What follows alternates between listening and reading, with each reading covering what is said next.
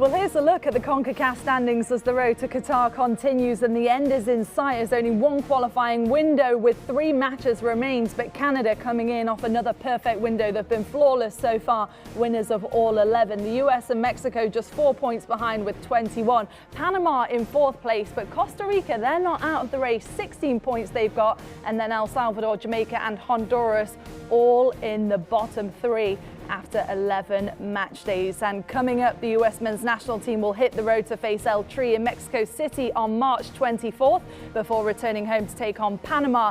And then the last match will take them to Costa Rica, March 30th. That will be the final match of World Cup qualification. And well, it was another mixed bag, wasn't it, for the US in this last qualifying window? We've got so much to talk about with that. But first of all, Ian, we've just been talking to Jimmy, and it's a bit of a historic day, isn't it? Apparently so. Yeah, historic day today for Jimmy Conrad. Jimmy, would you like to explain yourself? Yes, so 15 years ago today, everybody, I scored my lone goal for the U.S. men's national team. It was the game winner against Mexico, our biggest rivals. I was named man of the match. And I felt like I deserved to put my own jersey behind me. Is that a bit egotistical? It is, and I have plenty of time for it. It was a big moment in my life, everybody. And also, fun fact, I have scored more goals against Mexico than Clint Dempsey. Just throwing that out there. Whoa, Jimmy! You go. Well, I actually said to Jimmy before the show, I said, Jimmy, I love how you're giving yourself a bit of love today, because normally we see, you know, Lewandowski, Messi, Ronaldo, anyone's jersey behind him. But today, Jimmy, I like that. I like that you're giving yourself a Anyone bit who of scores love. against Mexico deserves the love from me, that's for sure. I love how he had to drop in Clint Dempsey as well. Well, let's talk about the US then in this past qualifying window, because of course they took 6 from a possible 9 points. That was completed by a 3-0 win against Honduras. So Jimmy, it was such a much needed win, wasn't it, to end on a high. So how do you reflect on this past window? I reflect on the fact that we did what we needed to do at home. We had 2 tough games, never easy in CONCACAF, no matter if you're home or away. We got 6 vital points, and we got a little bit of help having Mexico beat Panama in Mexico City, which created a little bit of a gap. So now we have 4 points over Panama, who currently sit in that 4th playoff position in the table in CONCACAF. Mexico are tied with us, and obviously Canada is cruising at the top. So really it's going to come down to us playing Panama at home. Now, we go to Mexico City first, so you know, that's not an easy place to play. They haven't been as dominant as Azteca throughout this qualifying phase, but still, they're always tough to beat, and I don't expect us to get a win, but maybe a draw. That would give us a little bit of a cushion. But beating Panama at home is really all we have to do, because they're 4 points behind us now. If we beat them, that will be more than enough for us to book our ticket. But to leave everything relying on one game, we tried to do that before in the last qualifying in 2018. It didn't work out that well for us. So we have to have our guys show up in every single game. We want to make sure we set the tone, have good habits and disciplines leading into that Panama game. And now I've got my coaching hat on. I'm really fired up and ready to go. And the fact that we have to wait, I don't know, over a month for these games to happen, I'm going to be nervous for quite some time. Yeah, I think it gives the players a little bit of an opportunity, Jimmy, to think about what just happened and where you're at right now going into this last cycle, because this is so important for US soccer, for the development, that they qualify for this World Cup. And I don't think we can even stress the importance of making this World Cup. Now, I think they get there. How they get there, I don't know. I fancy the US to go to Mexico and win. Mexico don't scare me. They shouldn't scare us. They have been largely disappointing themselves, similar to the US as far as performances are concerned. But I think there's more to come from them. There's more to come from the US. So these are 2 teams who are pretty much chasing Canada right now in CONCACAF. And there's a little bit of a gap between Canada and the way Mexico and the way the US men's national team are playing. As far as quality, I think it needs to step up. I want to see, again, I mentioned this before the last cycle, I want to see a better performance from Greg's men. I want to see a better performance from Greg as well when it comes to decision making, team selection, and going out there and making it happen. Against Mexico, I'm okay with it not being a great performance. However, if you win, you're my friend. And then you got the big one. You got to win that game against Panama. If you don't beat Panama on home soil, you don't deserve to go to the World Cup. Well, the US no doubt always get up for a game like Mexico, do they? But Lucho, having said all this, points are all that matters at the end of the day. Do you think that the US is in a good place heading into this last window? I think they are. We mentioned just before this window to happen that they needed to do the job of getting as many points as possible, at least in those 2 massive games that they had.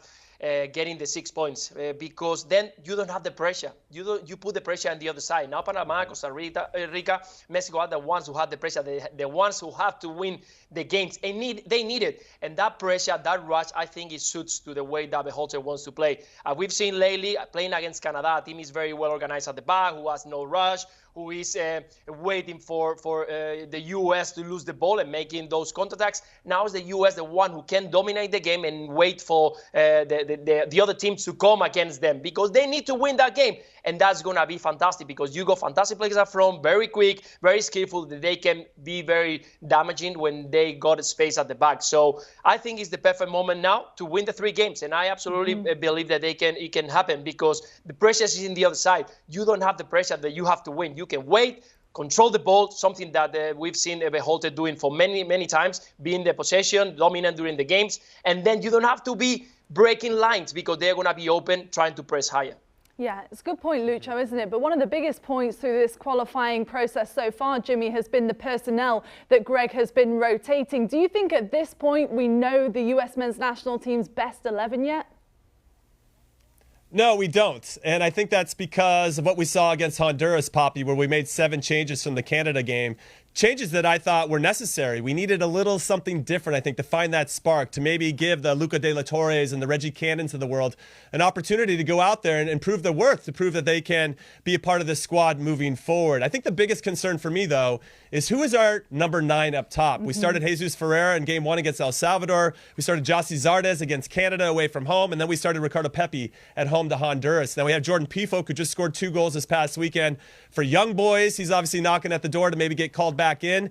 That really hasn't been determined, and Pepe hasn't scored yet for Augsburg. We saw Josh Sargent just score recently for Norwich. I still feel like this is somewhat wide open, and I'd like to get this solidified sooner rather than later so that we can start to build that necessary rapport with all the players and how we want to move as a group going forward. Because as we have seen, we don't necessarily do well with teams that get into a low block and how we break them down. So it's going to be really important for us to identify that number 9 sooner rather than later. Yeah, Jimmy, I agree with you with the focus there on the number 9, and I think many people are focusing on that number 9 and who is that guy, who's going to be the goal scorer, who are we going to rely on to score the goals, get us to World Cup. But I actually have a little bit of concern about who's going to play centre back. I think who's going to play in goal when it comes to these big games, because this is the business end now. This is where it matters. You go or you don't. This is what it matters for US soccer, for the development, the next generation coming through. I mean, there's so much at stake for these next 3 games, and I would focus on this Mexico game being a cup final. The US have a good enough squad of players to go there and beat Mexico.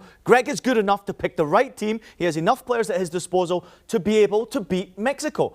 They haven't been at their best, but they've got the national team into this position where they're on the cusp of making it to a World Cup. You beat Mexico, you're on the plane. Book your tickets. Away you go. I think that's the way Greg has to approach this game. You put your best defence in there, your best goalkeeper in there, your best 11 out there, and you go for the victory. And realistically, even though I am complaining about performances of late from the US national team, I'm excited to see them just get a result here. Get that victory, and you're almost there. Get a draw, and yeah, it's pretty much done as well. All right, points of absolute premium, aren't they, in the matches coming up? But let's switch gears and talk about the latest news off the pitch, because a number of US players have been on the move in the transfer window, including Ricardo Pepi, of course, one of those in the mix. I mean, there's a long list, isn't there, Jimmy? We'll take a look at it now. James Sands to Rangers, Daryl Dike to West Brom, and then Austin Trusty, of course, to the Gunners. I mean, which one really stands out to you here?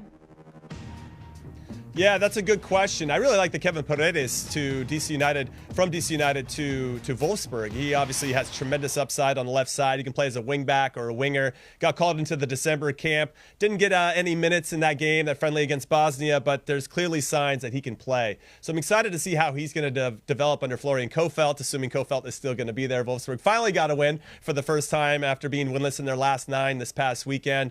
So I like him going there and seeing how he performs, because his upside good. And I think Bundesliga is a great stepping stone to potentially bigger opportunities down the line. But I also have another question about Christian Pulisic and what his future is going to look like. I know he's not on the list, but I fear that if he's not playing, and I want to get into the conversation with Lucho and Ian about this as well, if he's not playing for Chelsea throughout the remainder of this season, he's got to make a move in the summer. And to where? I mean, maybe he goes to Everton because he did have a good relationship with Frank Lampard. Would he feel that is a step down from what's happening at Chelsea because he's been a Champions League winner to go to Everton? Or he could have gone to Sevilla, apparently, but now they just signed Martial. Maybe in the summer, Martial gets his future sorted out. They'll have an opening for him. So I don't really know where he goes, but I would rather have him playing than watching on the bench leading into the World Cup in December. Yeah, Jim, it's a great call. Actually, it's something to think about, and I'm sure he's concerned because when a player and you know very well is not playing, you don't feel comfortable. It doesn't matter if you play for Chelsea, Liverpool, Milan, or Juventus. What you want is to play, to bring your game onto the field. And if you are not getting involved as many minutes as you think that you can have, because I'm sure he's putting everything, every single training, you need to move on. And I don't think that is a letdown. I don't think that is a step back when you move to another team if you are challenging for every single competition. And I think that there are going to be teams waiting for that. The problem is Chelsea going to be willing to let him go because they know that they can strengthen the other teams. So sometimes you have to think about that as well. No, I want to leave. Yeah, okay, but I think that you're going to have some minutes. So I think that connection between him and Thomas Tuchel, I think, is very important. We'll see what happens in the future, and hopefully we can see a lot more. And turning a little bit about the movements that we've seen from the US to Europe, I was trying to think. I like what you said about Kevin. I think it's a fantastic move to Wolfsburg because the way the Wolfsburg plays is just great for him. It suits him very well. It reminds me a little bit about how he plays Anthony Robinson. Similar qualities, very skillful. He can play up wide on the left. He's very focused every single time he's on the field. You can see that he's definitely on fire every single time that he goes to a tackle. And he mentioned not long ago in a press conference that he's looking up to the player he's looking up to. He was Alphonso Davies. So hopefully he became one similar like him. And probably, why not? It could be a fantastic signing for the US men's national team in the future. Yeah, I'm always intrigued when youth academy players go from Major League Soccer into the professional ranks and then all of a sudden you get this move over to Europe. And there's been so many of them. A lot of money's been transferred because of that now. Obviously, we see the Pepe move, the DK move. That's big numbers we're talking about there. So really impressive, and credit goes to Major League Soccer clubs for actually investing in these young players, giving them an opportunity to play. But it also comes down to the smaller transfers. And George Bello really caught my attention, obviously making that move from Atlanta United over to Bielefeld. Not many people talking about it. Quietly went under the radar, probably because he went to Bielefeld. Where is it? It's in a great part of Germany where you're surrounded by big clubs, Gladbach, Dortmund, Cologne. I mean, huge clubs we're talking about on that west side of Germany there. So he's in a perfect place there. They're also fighting against relegation and actually already made his debut for Bielefeld at the weekend in a 1-1 draw against Borussia Mönchengladbach. So I'm really excited to see what he can do on the left-hand side for Bielefeld going forward. And they love young American players. They love the American player full stop in Germany. And the Bundesliga always seems to support the American player. Another one that caught my attention, I've been speaking a lot about this recently, Poppy. Obviously, we've had the fortune for CBS Sports Network covering the Scottish League recently, and James Sands making the move over from NYCFC to Glasgow Rangers. I mean, that is a huge transfer. It's a loan, but it's a huge move for him, and it's an opportunity for him to gain experience. He did exactly what he needed to do for NYCFC, win a championship. Congratulations. But also it was important for NYCFC to get that credit and recognise that they gave him a big contract, 5-year contract. And after the first year of that 5-year contract, they followed up with their word and allowed him to transfer and gain experience over in Europe. He has a loan, and I'm excited to see him make a success of it. However, Glasgow Rangers is a big club, and that midfield right now is a busy place. Aaron Ramsey just moving over there as well. So good luck getting into the starting 11. But if you can make the starting 11 similar to the American heroes we've heard before or had, including our own DeMarcus Beasley, who played for Rangers, you can become a hero and a legend at that football club if you're successful at Rangers. And I hope Jane Sands is. But another good point to that is he has the opportunity to play Champions League football, Europa League football as well. So what an opportunity for him with the schedule that they could potentially have. Well, that's what we want from the young American players, Poppy, and from American players in general. We want them to be competing at the best level. So for James Sands, you got Borussia Dortmund to look forward to in a Europa League tie. Gio Reyna just came back, was on the bench this weekend for Dortmund. So American against American right there. And the Americans right now have raised the level even more so. There has been a lot of Americans made the move to Europe over the years, over generations. Jimmy can tell you that too. So many of them. But this generation right now, they have a dream, and they're fulfilling that dream by becoming not only good American players playing in Europe, they're becoming some of the best players that are playing in Europe. Yeah, and I wanted to mention, because you were talking about big moves to big teams, and we haven't mentioned about Austin Trusty. I think he's done an amazing job trying to move to Arsenal, and it's not going to be easy. He's going to continue on loan for Colorado, but after what we've seen that Mikel Arteta was very interesting, I think it could be a fantastic move. There is not many centre backs that they are tall, that they are strong, that they are skillful with the ball, who are now available in Europe. That's why, even though that I think what I've heard that he's going to be on loan also for the season 22-23. Arsenal didn't hesitate to sign him straight away. The 23 years old, they know that they can bring a very good talent, important talent. They needed to bring a little bit, maybe the pace, the intensity on the game. So that's why maybe bring him to Europe on loan for one more year. But definitely, we've seen Arteta is not afraid to bring the young talents to the A game. And why not? We can see Trusty playing for Arsenal very soon. Mm-hmm. Yeah, I agree with Lucho. I feel like the perception's changed. For the longest time, it was always about all of our bald goalkeepers that were very good. We had Brad Friedel and Casey Keller and Marcus Hanneman and Tim Howard and Brad Guzan.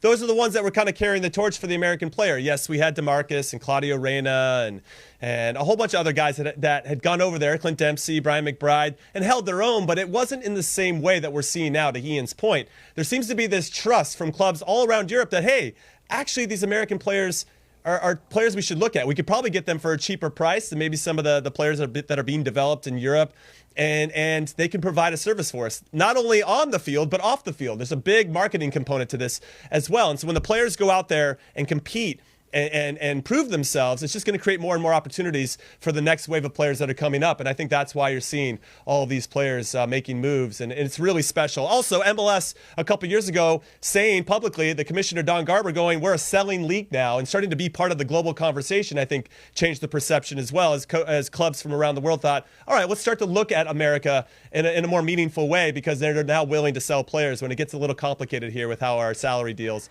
are all set up. I'll save that for another time. It's a little too complicated than it should be. But I think a lot of things have started to trend in the right direction, and I'm excited about the future for the American players in our upcoming generations. Guys, there was almost a mega transfer that took place this weekend. Apparently, it's not confirmed yet, but apparently Poppy Miller almost made the move to Milan this past weekend. She went over there with some great coverage. She absolutely knocked it out the park. We almost lost her. She almost never came back from Milan. Honestly, I was hoping my passport wasn't going to be at the hotel when I got back. That is for sure. Great job, because Poppy. It was a fantastic trip, and the entire CBS crew was absolutely awesome. And how lucky are we as well to have that on our network, have Serie A in the tightest title race in Europe. I mean, it's been a phenomenal season so far, hasn't it? Yeah, but it's not only that though, Poppy. We get the opportunity to work on great leagues, the national team, and we also have great people working with us as well. And doing the show with yourself and with Jimmy and Lucho every single week, and being able to cover the Champions League with the whole host of people that we have around, and what they're doing on the Italian League and the Brazilian League and the Scottish League, it's absolutely phenomenal, and it's a real honour to be a part of everything. And it's great people that you work with that make it so enjoyable coming to work every single day. I mean, we're even joined by legends today. I mean, Champions League winner Luis Garcia and Jimmy Conrad, who scored a national team goal 15 years ago today. It doesn't get much better than that, does it? If you score against Mexico, you're my legend forever.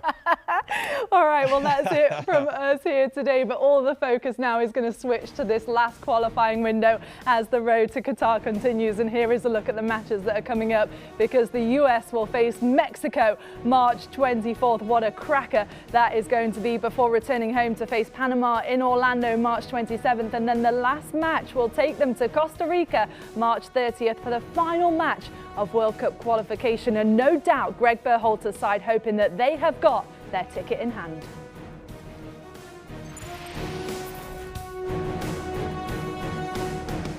Do you want a sports network that delivers everything that matters about the game? The highlights, the picks, the instant analysis, no yelling, no fake debates, no politics. Hit the subscribe button and never miss a moment.